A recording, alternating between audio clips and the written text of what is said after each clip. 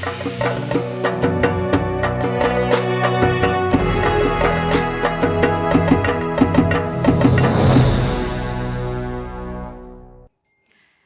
ATS ने 8 नवंबर को ISIS से जुड़े 3 आतंकवादियों को गिरफ्तार किया था, जिसके बाद से तीनों को साबरमती जेल के हाई सिक्योरिटी सेल में रखा गया था।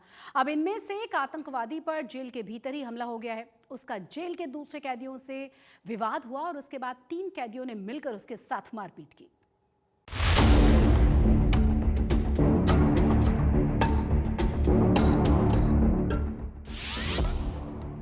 साबरमती जेल में बंद आतंकी पर हमला। 3 कैदियों ने मिलकर आतंकी को पीटा।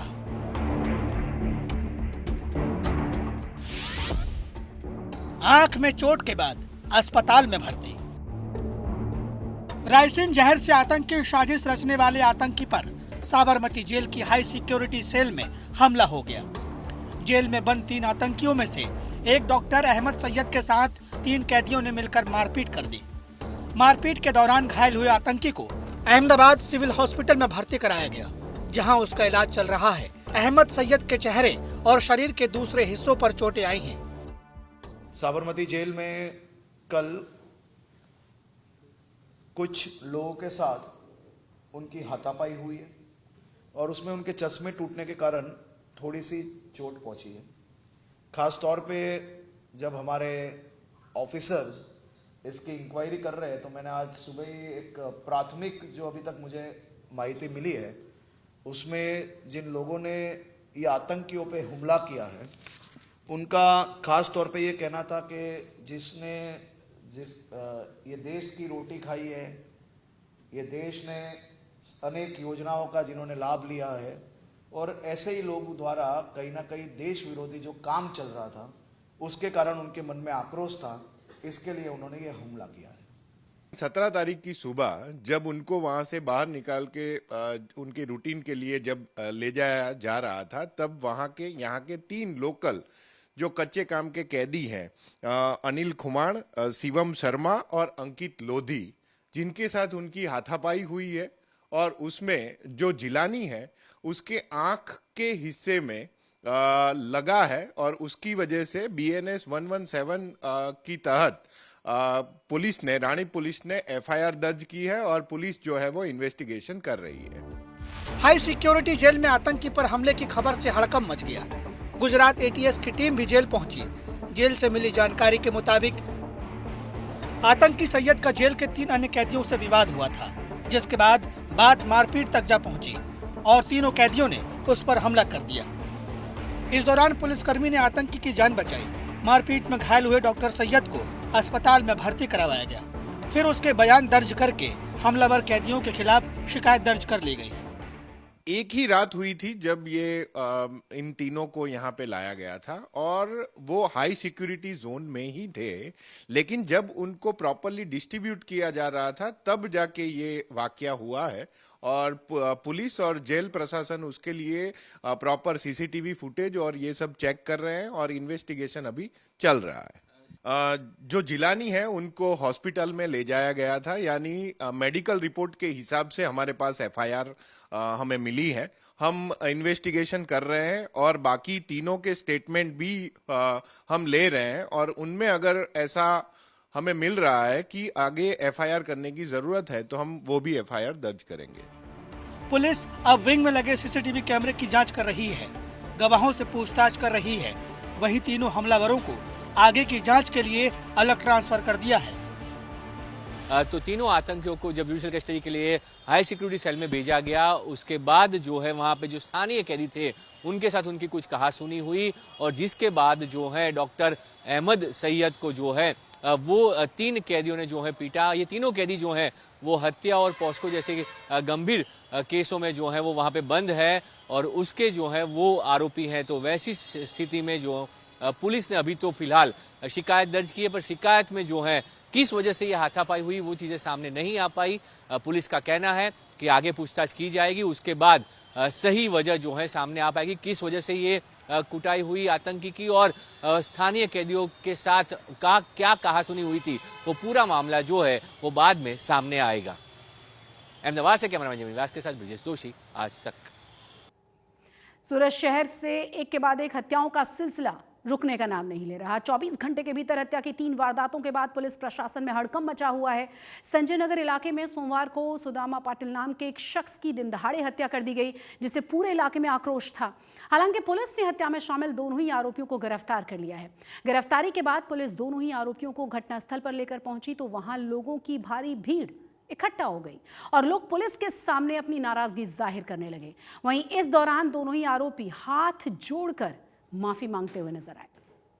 सुदाम पाटिल, उसके पर किसी ने हमला किया था, ऐसा उनको एक टेलीफोन आया। उन्होंने जाके स्थल पर जाके देखा तो उनके जो चाचा है सुदाम पाटिल, वो वहाँ बेहोशी की हालत में पड़े थे। उसको हॉस्पिटल ले जाया गया, वहाँ उनको डेथ हुई है ऐसा डॉक्टर ने बताया।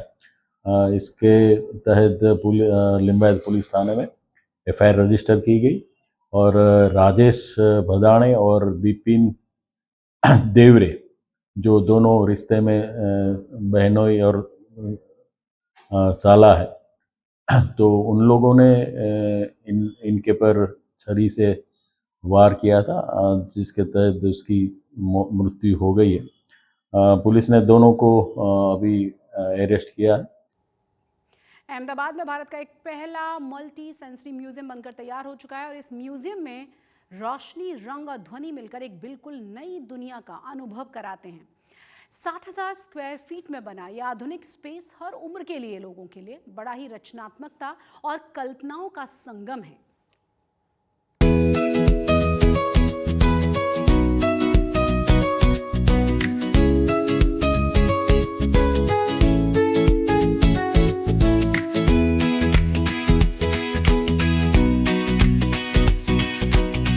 स्पेक्ट्रा, जहां एहसास जगते हैं और कल्पना नई दुनिया रच देती है। कुछ ऐसा ही है ये अनूठा अनुभव। रंग बिरंगा चमकता अर्श हो या फिर फर्श, उस पर झिलमिलाती लाइट्स की बारिश और ऊपर से उतरती रोशनी की पतली लकीरें, जो हर कदम को किसी जादुई कहानी का हिस्सा बना रही हैं। चारों दिशाओं में तैरती चमक, बदलते रंग, बहता हुआ उजास, मानो पूरा हॉल सांस ले रहा हो, धड़क रहा हो और आपको अपनी अनोखी दुनिया में बुला रहा हो। पहला ही कदम ये दर्शा रहा है कि आप किसी जगह नहीं बल्कि एक अद्भुत अनुभव में प्रवेश कर चुके हैं। इसी अनोखे अनुभव को हकीकत में ढालकर अहमदाबाद की साइंस सिटी में तैयार किया गया है। ये स्पेक्ट्रा भारत का पहला मल्टी सेंसरी म्यूजियम है। ये जगह 22 नवंबर से उन सभी लोगों के लिए खोली जा रही है जो कला को सिर्फ आंखों से नहीं, दिल से महसूस करना जानते हैं।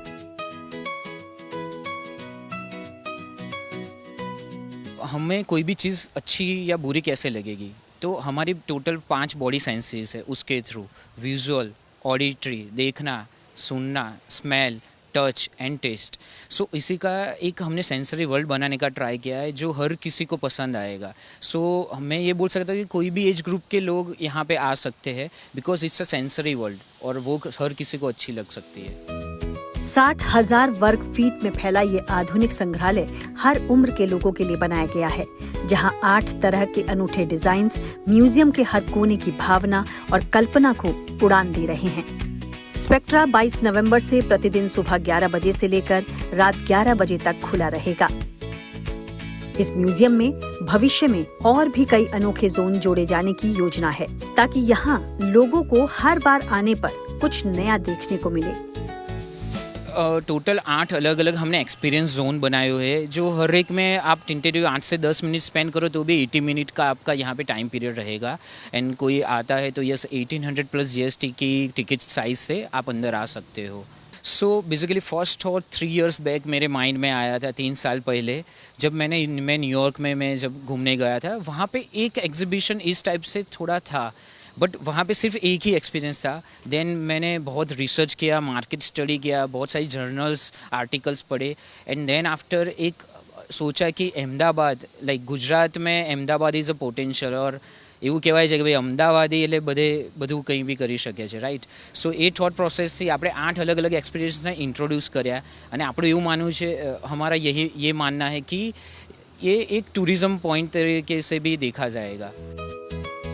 स्पेक्ट्रा सिर्फ एक जगह नहीं, ये कल्पना, भावना और तकनीक का संगम है। यहाँ कदम रखते ही ऐसा लगता है जैसे आप किसी और ही दुनिया में आ गए हों। अहमदाबाद से अतुल तिवारी के साथ ब्यूरो रिपोर्ट। वडोदरा के सयाजीगंज इलाके में खड़ी कार में अचानक से आग लगी। देखते ही देखते पास में खड़ी हुई दूसरी कार भी इस आग की चपेट में आ गई और दोनों ही कारों से आग की ऊंची ऊंची लपटें उठने लगी। स्थानीय लोगों ने आग बुझाने की बड़ी कोशिश की, लेकिन आग पर काबू नहीं पाया जा सका, जिसके बाद फायर ब्रिगेड को बुलाया गया, लेकिन तब तक दोनों ही कारें जलकर खाक हो चुकी थी। बताया जा रहा है कि जिस तरह से दोनों ही कारें खड़ी हुई थी, एक कूड़े के ढेर में वहां आग लग गई थी और उसके बाद ही दोनों ही कारें इसकी चपेट में आ गई।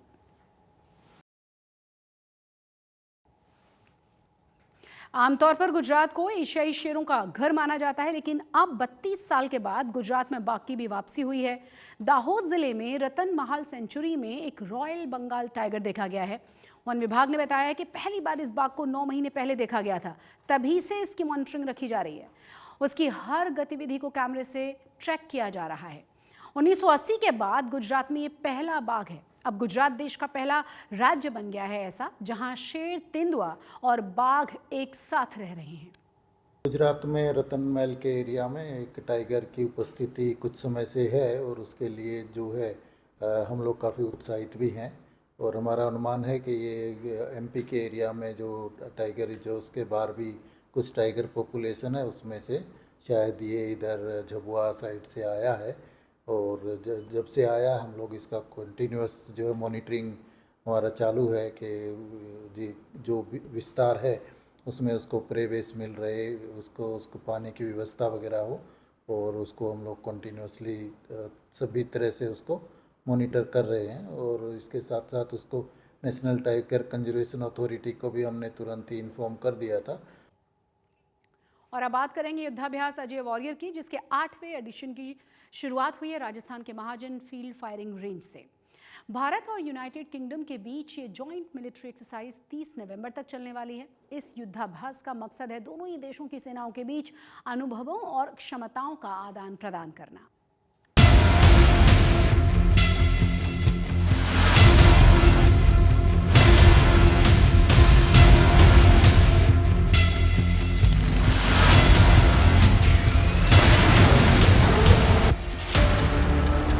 बेहद फुर्तीला अंदाज, पलक झपकते ही दुश्मन का खेल खत्म। यह है भारत और ब्रिटेन की सेनाओं का पराक्रम, जिसका प्रदर्शन इन दिनों joint military exercise Ajay warrior 2025 के तहत किया जा रहा है। ये युद्धाभ्यास बीकानेर के महाजन फील्ड फायरिंग रेंज में चल रहा है, जिसमें दोनों देशों की सेनाओं के 240 सैनिक शामिल हैं। भारत की ओर से सिख रेजिमेंट के जवान भाग ले रहे हैं, जबकि ब्रिटेन की ओर से 1st डिवीजन की 4th लाइट ब्रिगेड के 2nd battalion royal Gorkha rifles के सैनिक भी शामिल हैं। भारतीय टुकड़ी की अगुवाई कर्नल नीरज बेनीवाल कर रहे हैं, तो वहीं ब्रिटिश दल की कमान लेफ्टिनेंट कर्नल साइमन डायसन के हाथ में है। अपने युद्ध कौशल को बेहतर बनाने के लिए भारतीय सेना लगातार युद्धाभ्यास कर रही है। जहां एक तरफ ऑपरेशन सिंदूर के 6 महीने बाद अब तक का सबसे बड़ा ट्राई सर्विसेज युद्धाभ्यास एक्सरसाइज त्रिशूल पूरा हुआ, वहीं अब भारत और इंग्लैंड की सेनाएं एक साथ बीकानेर के महाजन फील्ड फायरिंग रेंजेस में अजय वॉरियर में जुटी हुई हैं। अगर अजय वॉरियर की बात की जाए तो 17 नवंबर से शुरू होकर ये 30 नवंबर तक जारी रहेगा। इसमें भारत और इंग्लैंड के 240 सैनिक एक साथ युद्ध के मैदान में दिखाई दे रहे हैं। ये इंटरऑपरेबिलिटी के साथ साथ एक दूसरे को बेहतर समझने के भी एक मौका है। 14 दिनों के इस युद्धाभ्यास के दौरान दोनों सेनाएं कई महत्वपूर्ण ट्रेनिंग में भाग लेने वाली हैं। इनमें ब्रिगेड स्तरीय संयुक्त मिशन योजना, इंटीग्रेटेड टेक्निकल ड्रिल्स और सिमुलेशन आधारित प्रशिक्षण शामिल हैं। साथ ही आतंकवाद रोधी अभियानों का अभ्यास भी पूरी कुशलता से किया जा रहा है, ताकि सैनिक अर्ध शहरी और जटिल इलाकों में आतंकवाद रोधी अभियानों का वास्तविक अनुभव हासिल कर सकें। इस जॉइंट मिलिट्री एक्सरसाइज का मकसद दोनों सेनाओं के बीच सामरिक कौशल, अनुभवों और क्षमताओं का आदान प्रदान करना है। इतना ही नहीं, ये संयुक्त युद्धाभ्यास न सिर्फ दोनों देशों के बीच रक्षा सहयोग को नई दिशा देने में अहम भूमिका निभा रहा है, बल्कि सामरिक साझेदारी को भी मजबूत कर रहा है। This joint exercise stands as a clear demonstration of our shared commitment to global peace and security. guided by the United Nations peacekeeping mandate, we have come together to enhance our capabilities in counter-terrorism operations. 2011 में Ajay warrior की शुरुआत हुई थी, जो अब भारत और Britain की सेनाओं के बीच एक महत्वपूर्ण युद्धाभ्यास बन चुका है। इस साल इसका ये 8वां एडिशन है, जिसके तहत दोनों देशों के सैनिक दिन और रात अपने युद्ध कौशल को धार देने में जुटे हैं। ये तस्वीरें इस बात की गवाही दे रही हैं कि कैसे जमीन से लेकर आसमान तक भारत और ब्रिटेन के सैनिक अपने हर मिशन को बखूबी पूरा कर रहे हैं। 2 साल में एक बार होने वाली इस एक्सरसाइज के जरिए भारत और यूके के सैनिक एक दूसरे की बेस्ट प्रैक्टिसेस को ग्रहण करते हैं। एक साथ युद्ध के मैदान में एक दूसरे से युद्ध करना सीखते भी हैं, अपना कौशल और शैली परखते हैं और इसे डिफेंस डिप्लोमेसी का एक मजबूत अध्याय भी माना जाता है। मौजूदा चुनौतियों और हालात को देखते हुए भारत लगातार अपने मित्र देशों के साथ सैन्य साझेदारी को मजबूत कर रहा है, चाहे वो डिफेंस डील हो या फिर इस तरह की joint military exercise. Ajay warrior के जरिए भी आपसी सहयोग, क्षेत्रीय स्थिरता और वैश्विक शांति के प्रति साझा प्रतिबद्धता को और मजबूत किया जा रहा है। शिवानी शर्मा के साथ ब्यूरो रिपोर्ट। आज तक गुजरात में आज के लिए बस इतना ही, लेकिन देश और दुनिया की तमाम बड़ी और अहम खबरों के लिए आप देखते रहिए आज तक।